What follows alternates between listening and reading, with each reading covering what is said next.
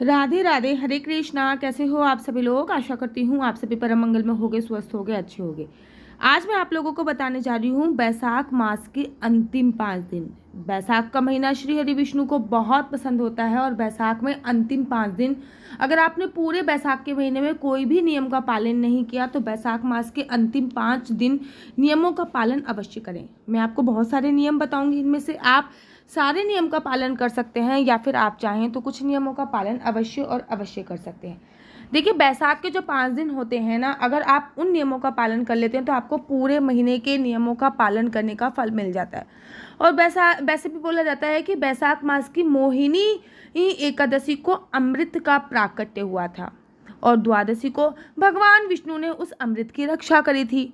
त्रयोदशी को श्री हरि ने देवताओं को सुधापान कराया था, अर्थात उस अमृत का पान कराया था जब त्रयोदशी तिथि थी। चतुर्दशी को देवताओं ने दैत्यों का संहार किया था, अर्थात देवताओं ने दैत्यों से युद्ध किया और युद्ध में देवता अमृत का पान कर लिया था तो उन्होंने दैत्यों को हरा दिया। और महाराज, वो पूर्णमासी का दिन था जिस दिन समस्त देवताओं को उनका साम्राज्य वापस प्राप्त हो गया था, जो कि राक्षसों ने उनसे हथिया लिया था। जब देवताओं को उनका साम्राज्य वापस प्राप्त हो गया तो उन्होंने वरदान दिए इन 5 दिनों को। पहले तो उन्होंने 3 दिन का वरदान दिया, हाँ, कि जो ये त्रयोदशी हो गया, चतुर्दशी हो गया और पूर्णमासी को हम वरदान देते हैं कि ये जो दिन है ये पूरे साल के सबसे पवित्र पावने दिन होंगे। इस दिनों में जो भी भगवान की पूजा अर्चना वंदना करेगा उनको हम नवग्रहों का आशीर्वाद हमेशा प्राप्त होएगा और हमारे नवग्रहों की क्रूर दृष्टि उस पर कभी भी नहीं पड़ेगी। तो कहते हैं ना, आपका चंद्रमा कैसा है, सूर्य कैसा है, शनि की दृष्टि कैसी है, राहु की दृष्टि कैसी है। तो अगर आप इन 3 नियमों का पालन करते हो, 3 दिन के नियमों का पालन करते हो तो आपको इनकी कुदृष्टि का सामना कभी नहीं करना पड़ता। और अब मैं बात करने जा रही हूँ 5 दिन। 5 दिन मोहिनी एकादशी से प्रारंभ होते हैं और पूर्णमासी से विश्राम हो जाते हैं। मोहिनी एकादशी जो है वो 19 मई की है उदय तिथि के अनुसार। तो 19 तारीख को पहला दिन होगा एकादशी का, 20 तारीख को दूसरा, 21 तारीख को तीसरा, 22 तारीख को चौथा और 23 तारीख को पूर्णमासी होगा, 5वां दिन होगा। इन 5 दिनों में आपको कुछ नियमों का पालन अवश्य करना है। जैसे कार्तिक के महीने के नियम होते हैं ना, कार्तिक के 5 चमत्कारी दिन होते हैं या फिर माघ मास के 5 चमत्कारी दिन होते हैं, वैसे ही बैसाख मास के भी 5 चमत्कारी दिन बोले जाते हैं जो कि मोहिनी एकादशी से प्रारंभ किए जाते हैं और पूर्णमासी पे इनका विश्राम हो जाता है।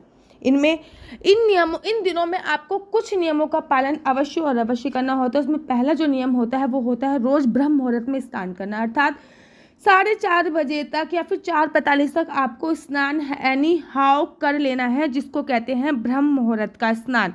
आपको ये नहीं देखना कि 4:30 बज रहे हैं, 5 बज रहे हैं, आप 4 बजे उठ जाइए और स्नान इत्यादि आप कर लीजिए, जिसको कहते हैं बैसाख का स्नान। और अगर आपने बैसाख का स्नान इन 5 दिनों में कर लिया तो आपको पूरे महीने स्नान करने का फल प्राप्त होता है। दूसरा कार्य है रोज पशु पक्षियों के लिए भोजन और पानी देना। वैसे तो पूरे बैसाख के महीने में या फिर मैं जेठ के महीने में भी कह सकती हूँ कि पशु पक्षियों को पानी देने की बहुत बड़ी महिमा की गई है। बैसाख के महीने में चावल को बॉईल करके चावल देने की महिमा कही गई है, बाजरे की देने की महिमा कही गई। लेकिन अगर आपने पूरे बैसाख के महीने में ये नहीं किया तो इन 5 दिनों में आप यह कार्य अवश्य और अवश्य करें। तीसरा इंपॉर्टेंट कार्य सूर्य भगवान को अर्घ्य देना। क्या आप लोग सूर्य भगवान को जल देते हो या नहीं? अगर आप लोग भी सूर्य भगवान को जल नहीं देते तो याद रखिए कि सूर्य भगवान को आप लोग जल अवश्य दीजिए। सूर्य भगवान को जल देने से आपका सूर्य ग्रह स्ट्रांग होता है, जो आपको समाज में मान सम्मान दिलाता है। और अगर आप भी सूर्य भगवान को जल नहीं देते हो तो इन 5 दिनों में सूर्य भगवान को जल देने की आदत आप लोग जरूर डाल लीजिए। और इन 5 दिनों में आपको सूर्य भगवान को एनी हाउ किसी भी कीमत पे जल देना है। जल में थोड़ा सा गुड़ डालना है और डालना बहुत ज़रूरी है। उसके बाद है इन 5 दिनों तक रोजाना मंदिर जाना और श्री हरि विष्णु की पूजा करना। वैसे तो आप, मेरे को पता है कि अगर आप हरि बोल यूट्यूब चैनल देखते हो तो आप मंदिर जाते ही होगे। अगर आप नहीं जा रहे तो इन 5 दिनों में नियम बांध लो कि हम इन 5 दिनों में मंदिर जो है वो अवश्य जाएंगे और इन 5 दिनों में श्री हरि विष्णु की पूजा अर्चना वंदना करेंगे। तुलसी पे दीप प्रज्वलित करना और तुलसी की परिक्रमा करना। इन 5 दिनों में तुलसी की आगे सामने दीप अवश्य प्रज्वलित करें और तुलसी की परिक्रमा करें। संडे भी है इस अगर 5 दिनों में आ रहा है तो तब भी आप तुलसी के सामने दीप तो अवश्य प्रज्वलित करें और तुलसी की परिक्रमा अवश्य करें। तुलसी की 4 परिक्रमा करने का विधान शास्त्रों में बताया गया। तो बैसाख के महीने में एक ये नियम भी माना जाता है कि आप लोग तुलसी की परिक्रमा करेंगे। नेक्स्ट नियम होता है बैसाख में पीपल की परिक्रमा करना और पीपल पे दीप प्रज्वलित करना और पीपल पे जल चढ़ाना। रविवार का दिन छोड़ के आप ये कभी भी कर सकते हैं। रविवार को पीपल पे दरिद्रता का वास होता है, तो रविवार वाले दिन आपको ये नहीं करना।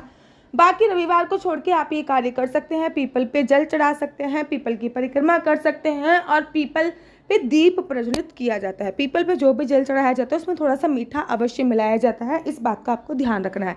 अगर आप बैसाख का व्रत भी करना चाहते हैं तो इन 5 दिनों में आप बैसाख का व्रत भी कर सकते हैं।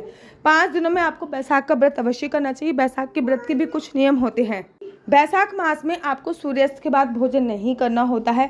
बैसाख में अगर जो व्रत किए जाते हैं उसमें एक समय ही अन्न का सेवन करना होता है और एक समय ही नमक का सेवन करना होता है। कोई कोई ऐसा भी व्रत करता है कि हम अन्न का बिल्कुल त्याग करेंगे और कोई कोई नमक का भी त्याग किया जाता है। नमक का सेवन 2 बार नहीं होता, अन्न का सेवन भी 2 बार नहीं होता। आप सुबह फलाहार लेके शाम को अन्न का सेवन कर सकते हैं, लेकिन बैसाख में किसी भी कीमत पर शाम को भोजन नहीं करना चाहिए। सूर्यास्त से पहले ही भोजन करने का प्रावधान शास्त्रों में कहा गया है। बैसाख में घर के मुख्य द्वार पर 2 दीपक जलाना। बैसाख के महीने के जो ये 5 दिन है, इस दिन घर के मुख्य द्वार पर 2 दीपक अवश्य और अवश्य जलाइए। बहुत शुभ होता है और माता लक्ष्मी की कृपा भी आप पर बरसती है। इसलिए बैसाख के महीने में ये जो 5 दिन है इस पे घर पे अवश्य और अवश्य का नियम है विष्णु सहस्त्र नाम का श्रवण करना। या तो आप विष्णु सहस्त्रनाम का पाठ कर सकते हो या फिर विष्णु सहस्त्रनाम का आप श्रवण कर सकते हो। पाठ कर सकते हो तो सर्वोत्तम है, लेकिन बहुत लंबा विष्णु सहस्त्रनाम होता है तो आप इसका श्रवण भी कर सकते हो। श्रवण करने से भी आपको 40-50% पुण्य की प्राप्ति तो हो ही जाती है। इन 5 दिनों में किसी भी एक ब्राह्मण को आपको भोजन अवश्य कराना है 5 दिन, या फिर 11 गिलास जल का दान करना। बैसाख के महीने में जलदान की बहुत बड़ी महिमा की गई है, तो आप बैसाख के महीने में 11 गिलास जल अवश्य और अवश्य दान करें, क्योंकि उसके बाद जेठ का महीना आएगा जिसमें गंगा दशहरा आती है। बैसाख के महीने में भी गर्मी अपनी चरम पे होती है। इस समय अगर आप 5 दिनों में मटका दान कर सकते हैं तो वो भी सर्वोत्तम माना जाता है। तो ये थी बैसाख के कुछ नियम जो कि मैंने आपको बताए हैं। और बैसाख मास में कम से कम 5 दिन इन नियमों का पालन करो।